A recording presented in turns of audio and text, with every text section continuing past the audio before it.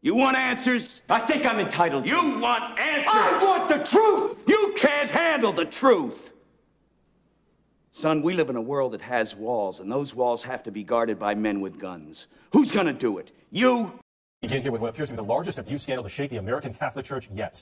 After a 2-year investigation, a Pennsylvania grand jury today alleged decades of abuse of children by more than 300 men described as predator priests. It detailed the accounts of more than 1,000 children, but said there are likely thousands more victims. And the report says church leaders protected the priests in a cover-up that went all the way to the Vatican. Nikki Battiste is in Harrisburg.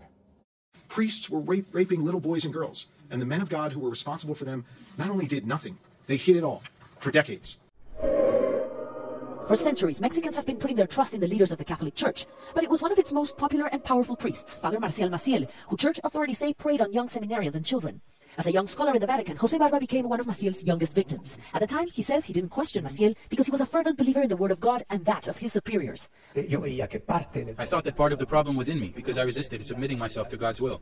Church authorities in Mexico now admit that over a 40-year period, Maciel abused nearly 200 victims, including 2 of his own children. Barba and 7 other alleged victims brought their cases to the Vatican. The Catholic Church in Mexico acknowledged that not only Maciel but many other priests had committed abuses. Some dishonest and criminal priests have irreparably damaged innocent children with their abominable acts. They have betrayed their sacred ministry and thrown mud over the Catholic Church. My philosophy on this, which is humans are not protecting themselves. They're not protected. And so if you don't warn them, you're culpable. The next time somebody gets snatched and eaten or taken away, or their child, and I'm more concerned about the children, obviously, than anything else. That's that's it. Well, that's what. And so that's my statement. My statement is, I care about the children, and I want to protect the children. How can you protect a child? You must tell them. You must tell their parents what's happening, what's really going on this planet. And it's about time we humans are able to protect ourselves. There's a lot of New Agers out there who want nothing but to believe that there's ETs, definitely, but they're all hearts and flowers and good guys. Right. Yes. And this is such a dangerous thing to put out there, because again, you get humans that will not be able to protect themselves and also not understand. Some people get the wrong idea about Camelot, but I'm actually in favor of the military. I know it sounds crazy, but I actually understand that we have a lot of military that are putting their lives on the line in a daily basis to protect humans that have absolutely no idea that they're in danger. You're right, absolutely. And that's got to change. Yeah, it's got to change. Yeah. Discovery in Ireland, a mass grave of children has been found at a site that was once a Catholic orphanage. 3 years ago, a local historian investigated and found death certificates for nearly 800 children who died at the orphanage from 1925 to 1961. This week, forensics officials confirmed those findings. Nuns ran the home where thousands of unmarried mothers were forced to stay as punishment. Many of the women were able to leave after serving their time. Their children were left behind.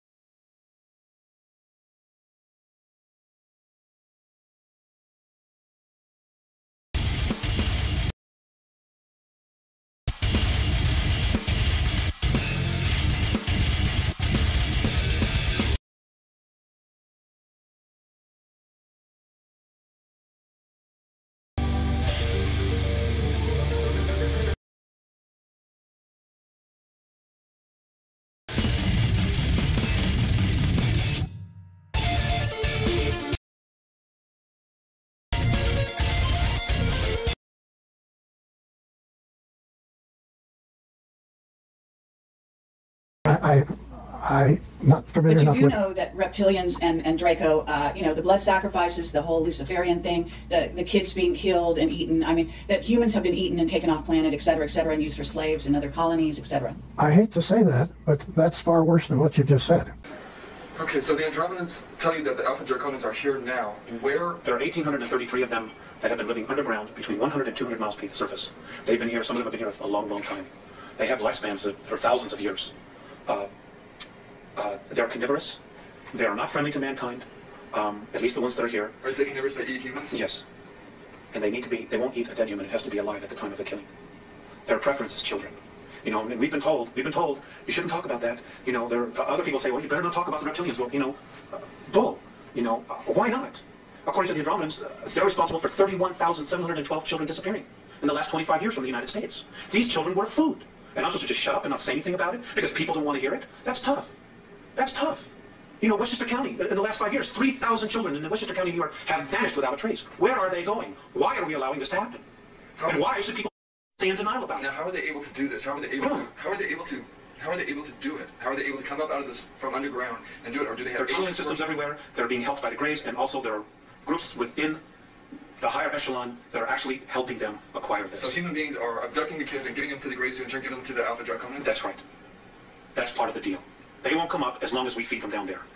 You understand? It's about human beings selling themselves out. The echelon attitude here, the needs of the few outweigh the needs of humanity. And sorry, that just isn't right. You know, but it's going to have to be humanity that's going to rise up and take the stand. You're just going to have to turn off their televisions. They're going to have to get in their car. They're going to have to fire everybody in Washington, D.C. that knows and does nothing. And they're going to have to do something. You know, this apathy's got to end. Otherwise, the way we live is going to end. Said, I would like to talk with you on videotape. And that after I pass, he said, we'll sign with a lawyer. We'll do an agreement that you'll be able to edit and broadcast after I die. And I'd already contacted a lawyer. I contracted a video crew that was going to go with me 2 weeks after I had been down there with the audio tape. And here's what happened, so that all of you will understand how difficult investigative reporting and all of this is. You get right up. You've got somebody, they're willing to have you come back. In this case, a posthumous documentary that I would be able to produce from this incredible work and documents that he showed me and gave me. And I left his home, and I was gone for about 4 days on another part of the trip.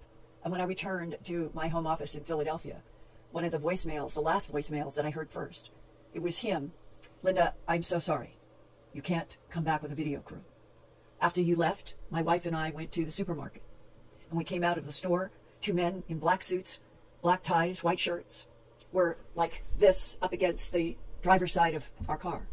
So I told my wife to hold back, and I walked up to those 2 men, and they never moved from their position of dominance, leaning their backs against the driver's side of the car that I was planning to enter. And they said, we know that you have been talking with Linda Moulton Howe, and we are here to tell you that you are never to talk with her again if you want to see your son marry and have children. And then 2 days later, at an appointment at his diabetes doctor's office, as he came through the downstairs door to go upstairs to the doctor's office, they were there again in front of the diabetes doctor's office door. And they said to him again, we're here to remind you that we expect you to be a patriotic military person as you have lived your life. And we are here to tell you again, you are never to talk with Linda Moulton Howe again. The voicemail, when I got back, was his telling me that. And his saying, I am so sorry. I really would like the world to understand the truth.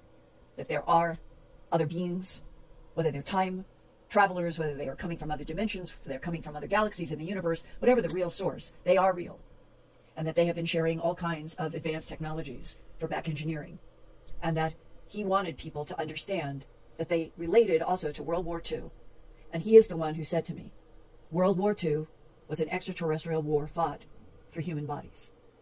So I hope a lot of you who are really, really interested in the details of what is behind a lot of the government's policies of denial and lies, and what they're covering up in the interest of national security and preventing an investigative reporter like myself from honestly doing honest work with a man who wanted everything documented on video for television. It didn't happen because of what the intimidation was at that time in 1998. What are the ET groups that are taking slaves? What are they doing with them? Any number of things. Believe it or not, we're known as being very clever engineers. So a lot of people are being, okay, first of all, let's discuss how the slave trade works. You have all of these syndicate groups here on the planet that hire different groups and gangs to go out and obtain people. And they're given a shopping list. You know, we need someone that's good in this kind of math and this kind of technology, or we need, females that look like this, young males that look like this, and they're taking orders. All right, now the reptilians, this is disturbing, but Alex Collier had mentioned that the reptilians prefer younger children. They actually feed on them. Is that some of the... Some of the people that are abducted from the surface are brought below the earth for those kinds of... unfortunate situations. Yeah. But others are taken out to various facilities where they're separated and then sent to other facilities where they're physically handed off in a trade for either technology or biologicals from another star system. And it took us a while to figure out, when our vessel would come in and offload certain technology or information from the different labs on the ship, we're doing different testing, they would offload the results, and we would, if we were headed back towards Jupiter Station, they would load us up with what looked like giant cases that you would think would carry missiles or equipment. It was quite a while that we were transporting these types of cases that some of the people started to look in them and found out that they were human beings in some form of stasis. Stasis, yeah, I figured. And yeah, there were women, children, people of all ages. Yeah. Is there sex trafficking like that in outer space now? Yeah. Humans are used for food. They're used for building things. The slaves for sex slaves. There's many things that you could sit back and imagine. That's what's occurring. It's pretty disturbing. So there's, incredibly seems like there's a lot of planets that need a lot of healing, and the law of one is absent there.